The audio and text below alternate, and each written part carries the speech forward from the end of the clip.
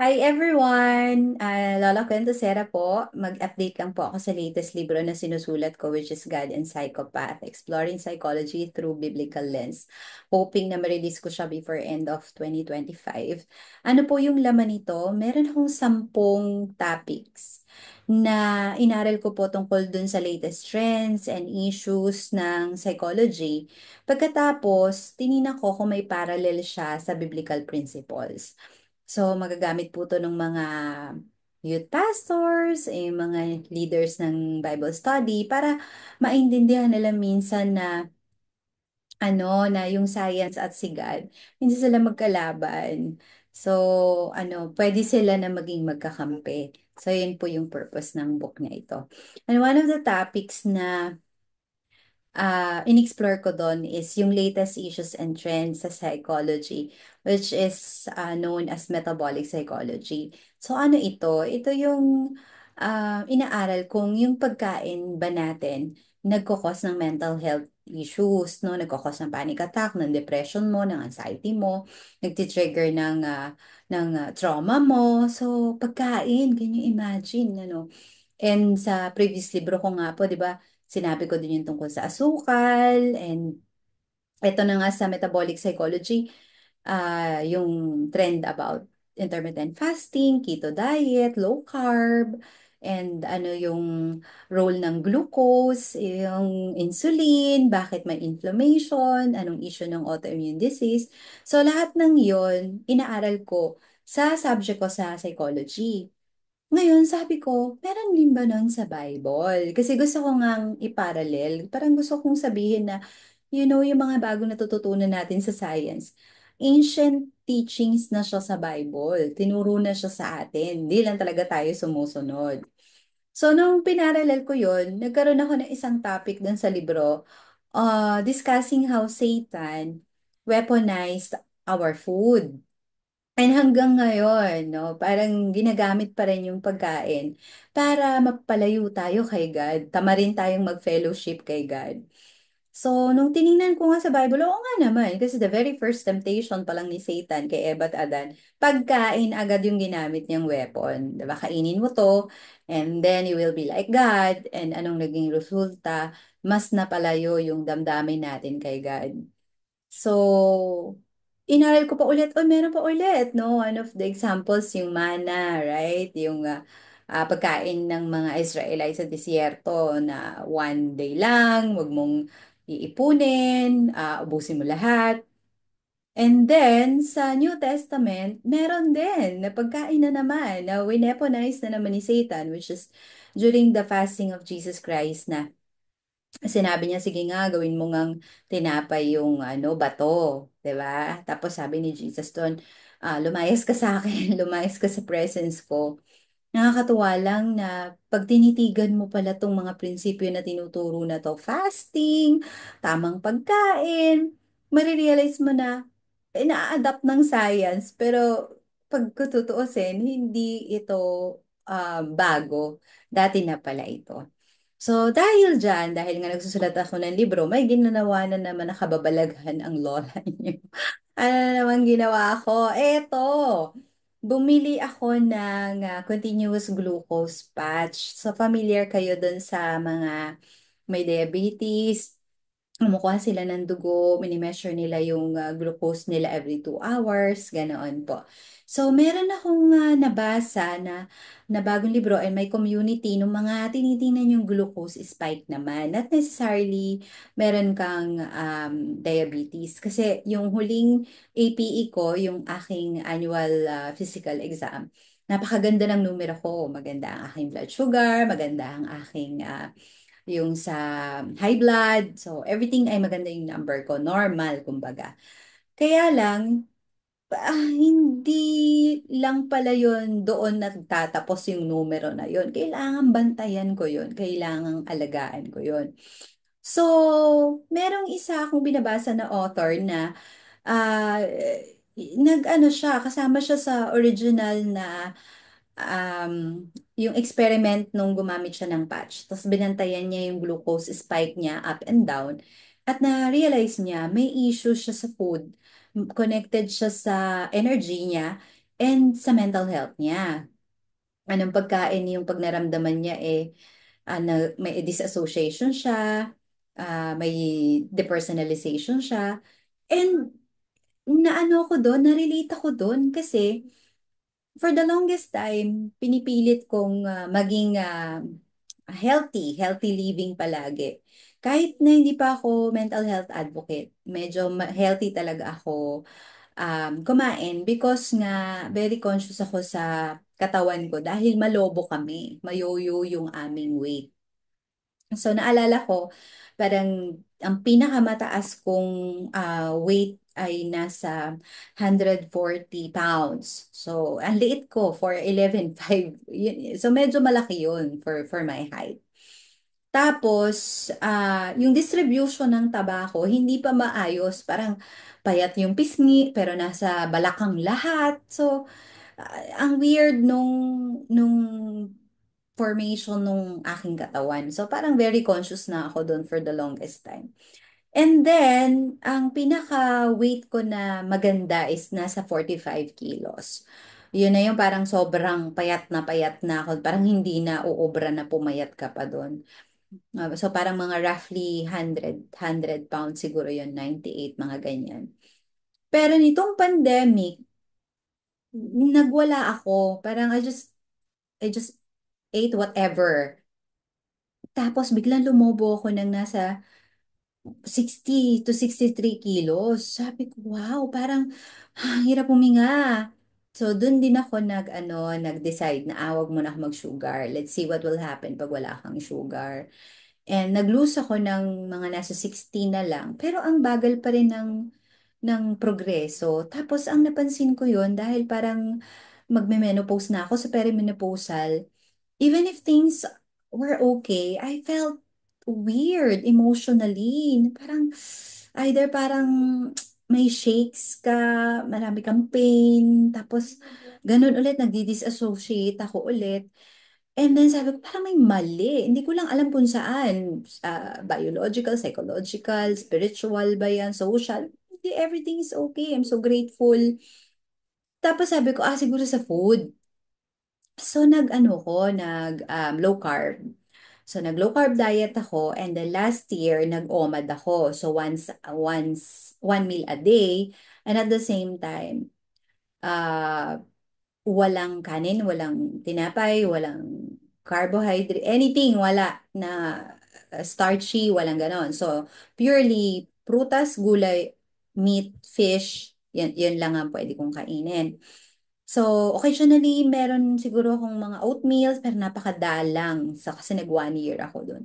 And na-surprise ako because ang ganda ng effect sa akin, psychologically, physically as well. Even the distribution ng tabako, parang ayos ang ganda ng latat Then when yung last check ay nasa 50 for yung aking kilogram, and naisip ko sana maabot ng mga 50 man lang or 45 ulit, no? Kasi mag-50 na rin naman ako. Sabi ko, yung sakto lang, yung bagay lang ba sa katawan ko.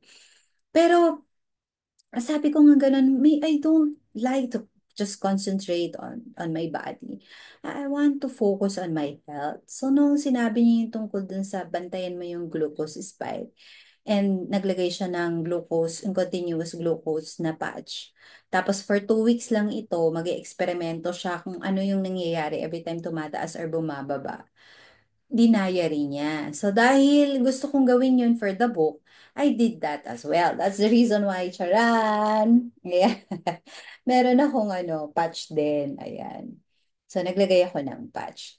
So, ito pala yun. Ito yung ire-report ko sa inyo na what's going on for the next 2 weeks, no? Basta maging maayos yung aking patch at hindi ko siya matulugan, hindi ko siya masyadong mabasa. Bibigyan ko kayo ng report on what's happening. So basically, this is day one. So day one, yesterday lang po yun. So dinner, OMAD ako. So first pagkain ko ay dinner. So mga 7 o'clock yun. Kaya lang, dun kami sa restaurant naglagay ng ganito. So by the time, kumakain na ako. And then yung kumakain na ako, mataas na yung aking glucose nasa 122 na kasi ang fasting glucose ko ay nasa 70 to 100. Yun yung normal. Kasi walang laman yung tiyan ko. And pag kumain na ako, tumaas yan, nag 128 yan. Kasi pag kumain ka na, dapat naman 100 to 130. Yun naman yung normal. Dito nga 140 eh. Okay ka pa. So tumaas ako, nasa 128 yan mga 7 o'clock. And then nakabit na ni ate. So yung initial na gulat ko dun sa binili ko lang naman po sa Shopee lang naman, eh ano, akala ko ididigan, just ko Lord, may needle siya. Meron siyang karayom. Eh takot ako sa karayom. Kaya lang nung binuksan na nung anak ko, akala ko karayom, maliit lang. Hindi malaki siya. Medyo malaki for me na takot sa karayom. Nung nakita ko siya, sabi ko, itapon mo na. Ayoko nang ituloy in my mind. Kasi nga, sabi ko, paano gagawin? Nakakatakot. Even my daughter natakot siya. Paano ko ikakabit sa'yo to me? Ang laki ng needle. Tapos sabi ko, and then, alam niyo naman, ma-disassociate ako. Sabi ko, ay, kesa itapon, ay gusto kong ituloy ito. Sige na, ilagay mo. So, pumikit ako. And then, tinapat niya yung parang, basta machine, parang ganoon. And then, para kang yung nilalagyan ng hikaw, yung binabaril. So, biglang may binaril siya. Wala akong naramdamang pain. Kaya sabi ko, ay, wow. Okay, so walang pain, no? Pero eto siya, nakadikit na yung karayom niya. And then, oras-oras for the next 2 weeks, babantayan niya yung glucose spike ko. Now, here is interesting. Ito yung nangyari. Tingnan niyo po. From 128, kumain ako sa naturalesa. Tumaas yung aking glucose from a long fast. Pero, while I was looking at the phone, kasi yung phone mo yung nandoon yung app eh, the glucose was parang nagda-down, bumababa siya. And I was kind of thinking, it's too fast. It's freaking too fast. Ang bilis ng bagsak niya. And nag-start akong parang nadidisi ako. Parang, at sumakit siyan ko. Parang, nag-shake ako. Eh, nasa mall kami, no? Naglalakad kami right after dinner. So, I'm not feeling well. Oh my God. Tapos, pagbagsak niya, parang 90 agad, parang 128, 90 ka kaagad. Parang sabi ko, hindi, ang alam ko dapat slowly yung pagbagsak. And true enough, na-realize ko, nagpa-panic attack ako. And I was thinking, saan galing yung panic attack? It was actually the fear of the needles. Natakot ako nung ikakabit, parang ang hirap i-compute. Nag-disassociate yung brain ko, bahala na ito, kumabit siya, everything is okay, my brain is saying, oh, may fear ka, you have to address it, you have to shake it off. And then, naghintay ako, nag-breathe ako, nag-CR ako, in-address ko yung issues ko sa tiyan ko. And then, huminga ako, and then sabi ko, kailangan, alam ko na nagpapanik at ako, bumabagsak yung blood level ng glucose ko. Kalma lang, Lola, sabi ko ganun. And hindi naman siya, in less than 20 minutes after kong isettle lahat ng dapat kong isettle, nagpawis ako ng konti. And then, biglang nag-flatten na siya. And sabi kong ganun, oh my kulay, napakaganda. Nakita ko mismo how my body reacts dun sa biglang pagbaba o pagtaas ng glucose. So, all through the night, naging okay na, no? Nakita niyo naman, no? Pagbagsak ng konti, nagdiretso na ako ulit. So, parang naglaro ako sa 100 for like hanggang alas 12 kasi nga kumain ako eh. So, yung blood glucose ko na 70 to 100, naglalaro yan ng mga around 110, 105, pag ganyan. Pero nakita nyo, diretso na, regulated na. Regulated na rin yung emotion ko, kumalma na ako. So, sabi ko, that's one. Okay, interesting. Now, here's another one. Natulog ako ng mga 11. So, 11 natulog na ako. Then nagising ako ng 3. So may ganun talaga ako. Ang problema, hindi ko katabi yung phone kasi yun ang ano ko yun ang fasting ko, gadget. So malayo siya. So hindi ko na check yung aking glucose. So pag nakita natin, it looks like mga around, look at the red dot doon. That was 9 o'clock eh. So nagising ako ng 3 o'clock. And then nagpray lang ako. Nagpray ako a little bit kasi hindi ko pinipuwersa yung sarili ko pag nagigising ako. And siguro mga an hour or so, inantok ako ulit. And nakita niyo yung kulay blue part, may nag-spike sa sugar. Nag-spike during natutulog ako. Why? Ano yun? Now, okay lang kasi it's within the blue zone. Ibig sabihin normal. Nag-spike lang siya higher than usual while I was sleeping. Now, ito tingnan nyo. Pagising ko ng morning, nakita ko yung phone ko may alarm. Nakita nyo yung red part, bumagsak yung glucose ko, 58 bago ako matulog. Bago ako magising. So, nung chinek ko yung oras na yon, nagising ako nung oras na yan because nananaginip ako ng masama. Nagising ako, hirap akong huminga. Oh my God. So, nung chinek ko, ano ang mangyayari? Parang hypoglycemic yan, no? Bumagsak yung blood sugar ko below the normal during sleep. So, either ah, ang, ah, ang nangyayari is hindi makapag-supply ng energy, oxygen sa brain mo. Parang ganun yun eh, no? Bangungot nangyari. So, yung bangungot, kailangang mangyari kasi sinasabi ng brain ko sa akin, hoy, bruha, huminga ka or something is happening sa katawan mo. Parang gano'n. Kaya nung nagising ako, hindi, wala naman akong ginawa. Siguro nagising lang ako, parang, and then natulog lang ako ulit. Then kumalma na ulit siya. Umangat na ulit siya sa normal. So, dalawa yung natutunan ko doon. Pangungot, really, kapag nagising ka, is actually your body's way of protecting you. Parang sinasabi niya na, kailangan mo managinip ng masama kasi giningising kita kasi something in your organs, in your body, ay hindi tama. So, nung nagising ako, huminga lang ako, nag-breathing ako kasi bumalik ako sa normal na okay, nagising ako tapos medyo pagod. Natural, bagsak yung sugar ko. Ang feeling ko nun, antok pa ako. Natulog pa ako. And then doon naman siya nag-normalize. Na-amaze lang ako kasi sa espresso ko may gulay. Even natutulog ako, wala naman tayong ginagawa. The effect of the food na kinain ko the previous night, meron pa ring play dun sa dugo ko habang natutulog ako. Can you imagine na ang kinain ko lang during that time? Medyo konti lang nga kasi dahil na-shock nga ako dun sa restaurant dahil nga tinusok ko ng karayom. Parang nawalan ka na ba ng gana kumain? So parang kumain lang ako ng munggo, isang cup ng munggo, tapos dalawang kutsarang gising-gising, and then isang chicken wings, and then siguro apat na peraso na maliliit na lechong kawali. So kasi 'di ba ano lang ako, um, um, ulam at gulay. And then, oatmeal. Parang ganyang na maliit na oatmeal. So, yun na yung kinain ko and then natulog na ako after pag-uwi. Wala na akong ibang kinain or anything.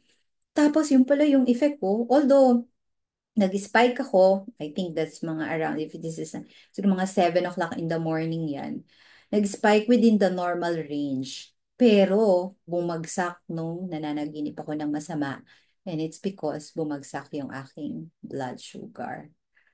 Grabe, no? Interesting, no? So, this is day 1. Babalitaan ko naman kayo, day 2, kung anong nangyayari sa dugo ko during fast, um, pagkatapos kong kumain, and then, ano yung emosyon na nararamdaman ko before and after mga spikes na hindi healthy for me.